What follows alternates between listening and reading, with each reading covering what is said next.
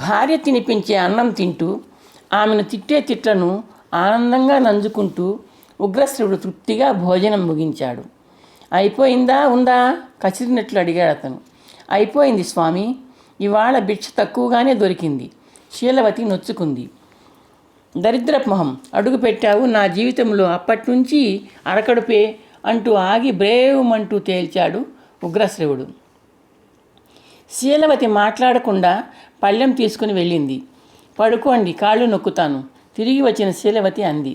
ఉగ్రశ్రవుడు గుడ్లురిమాడు. ఏమిటే తొందర? ఈ రోగిష్టి వాణ్ణి త్వరగా నిద్రపుచ్చి వెన్నెల్లో విహరిద్దామనుకుంటున్నావా? అదేమిటి స్వామి అలా అంటారు?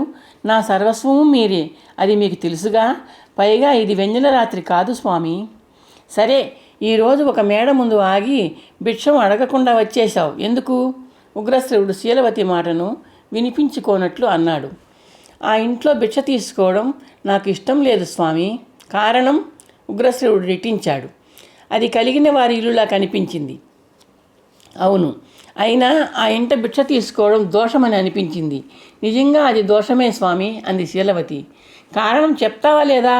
ఉగ్రశ్రవుడు గద్దించాడు. ఆ ఇల్లు ఒక వేశ్యది స్వామి. శీలవతి మెల్లగా అంది.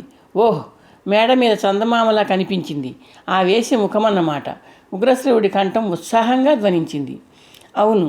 ఓహ్, చంద్రబింబం లాంటి ముఖం, మెరుపు తీగ లాంటి శరీరం, అప్సరస కాబోలనిపించింది చూస్తుంటే. ఉగ్రశ్రవుడు చెప్పుకుపోతున్నాడు. పోనివ్వండి స్వామి, ఆమె అందంతో మనకు అవసరం ఏమిటి? శీలవతి సౌమ్యంగా అంది.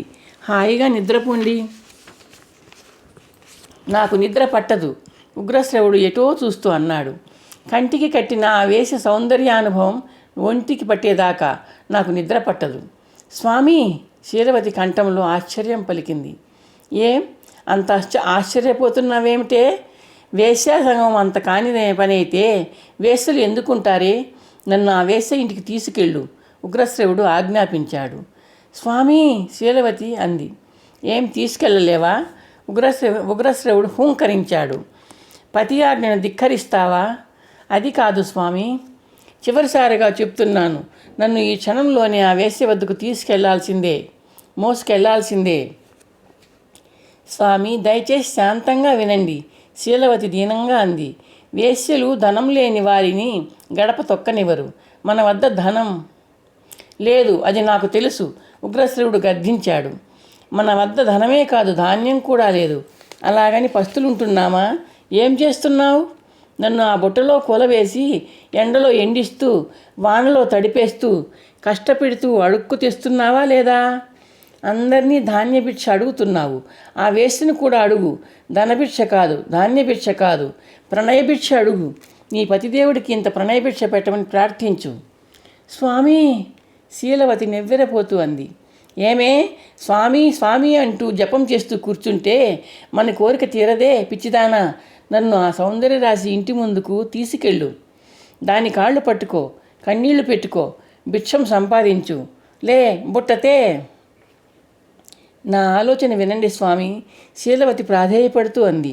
మీ ఆరోగ్యం బాగలేదు, లేవలేని స్థితిలో ఉన్నారు. నోర్మయ్, నిన్ను చూస్తూ అలా చుట్టుకొని పడి ఉన్నాను అంతే. ఆ వేసి ముందుకెళ్ళగానే లేచి గంతులేస్తాను లేవే అంటూ ఉగ్రశ్రవుడు తీక్షణంగా శీలవతి మొహంలోకి చూశాడు. నేను రోగిష్ఠునైతేనేం? చెప్పానుగా, కాళ్ళు పట్టుకో, కన్నీళ్లు పెట్టుకో. కావాలంటే రేపు మాపు బిచ్చమెత్తి దానికి చెల్లిస్తానని మాట ఇచ్చుకో. పద. మంచం అంచుకి ఆవేశంగా జరుగుతున్న భర్తను నిస్సహాయంగా చూస్తూ శీలవతి బుట్ట అందుకుంది. ఉగ్రశ్రవుణ్ణి బుట్టలోకి చేర్చి ఆ బుట్టను తల మీదకి ఎత్తుకుంది. ఇంట్లోంచి అవతలికి నడిచింది. శీలవతి భర్తను మోసుకుంటూ చీకట్లో ఊరివైపు నడుస్తోంది. ఉగ్రశ్రవుడు బుట్టలో విలాసంగా వాలి కాళ్ళు ఆడిస్తూ వేశ్య గురించి ఉత్సాహంగా ఏమిటేమిటో చెప్తున్నాడు. చీకట్లో శీలవతి నడక సాగుతోంది.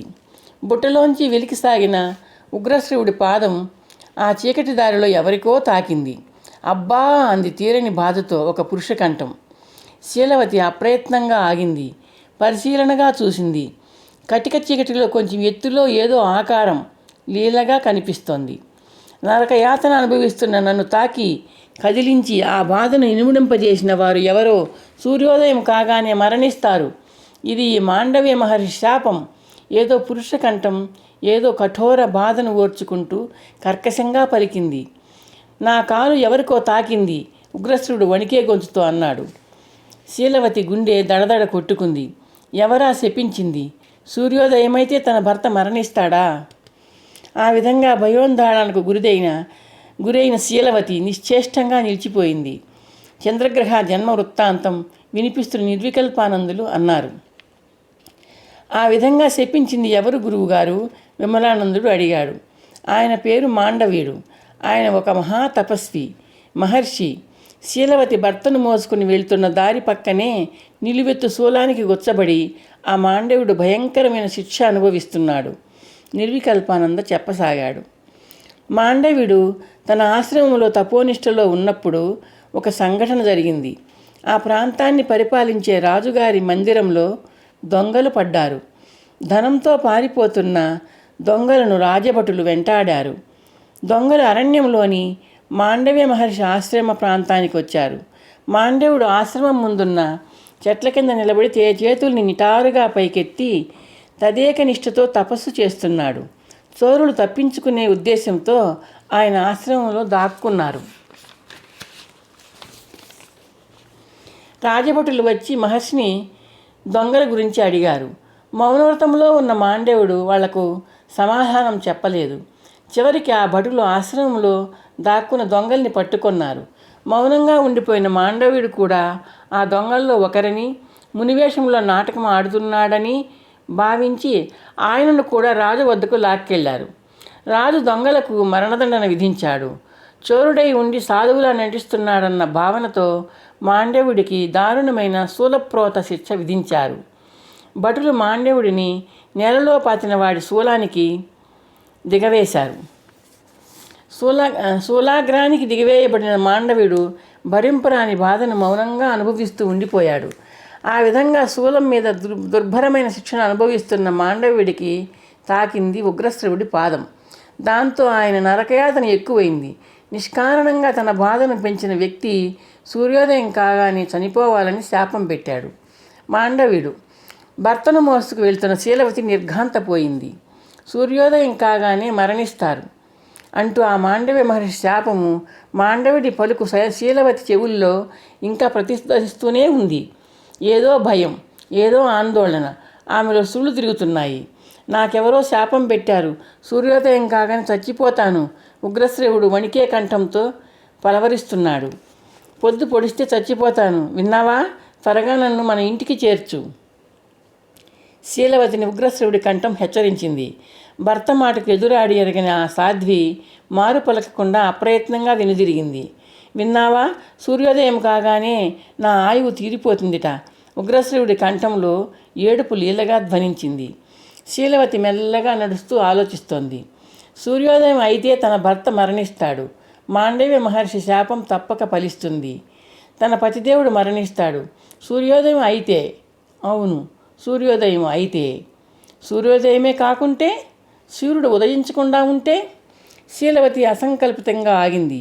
ఆమెలో ఏదో ఆలోచన కుండలిని శక్తిలా పడగ ఎత్తుతోంది. ఆమె కనురెప్పలు కదలడం మానేశాయి. ఏకోన్ముఖురాలైన నిర్ణయంతో ఆమె లేత పెదవులు కదిలాయి. నేను ప్రతివ్రతనైతే వివాహానికి ముందు భగవంతుణ్ణే భర్తగా, వివాహానంతరం భర్తనే భగవంతుడిగా భావించిన సాధ్వినే అయితే ఇంకా సూర్యోదయమే సంభవించకుండా ఉండుగాక. శీలవతి కంఠం ఆ నిశ్శబ్ద నిషీధిలో స్పష్టంగా ప్రతిధ్వనించింది. ఆమె కాళ్ళు ఇంటివైపు కదులుతున్నాయి.